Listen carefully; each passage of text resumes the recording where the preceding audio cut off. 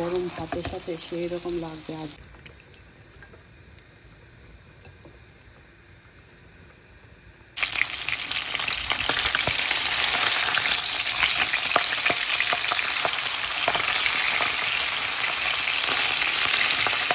আপনাদের সাথে পাবদা মাছের রেসিপি শেয়ার করব। তো প্রথমে আমি মাছগুলো ভেজে তুলে নিয়েছি।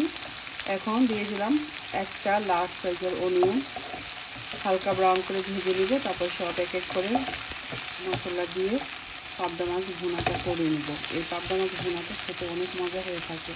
সব স্পাইস এখানে দিয়ে দিয়েছি। এখন অল্প একটু গরম পানি দিয়ে দেবো, মশলাটাকে কষিয়ে নেব। এখানে আমি salt, chilli powder, turmeric powder, coriander powder দিয়েছি।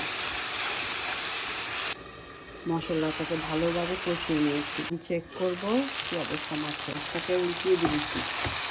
খুবই সাবধানে আলতো হাতে ধনিয়া পাতা দিয়ে দিবেন পরিমাণ মতো। তো রেডি হয়ে গেল পাবদা মাছের ভুনা। দেখতেই পাচ্ছেন কত লোভনীয় হয়েছে। গরম ভাতের সাথে সেই রকম লাগবে। আর যারা লেবু যদি হয় আর কি লাগে বলেন দেখি।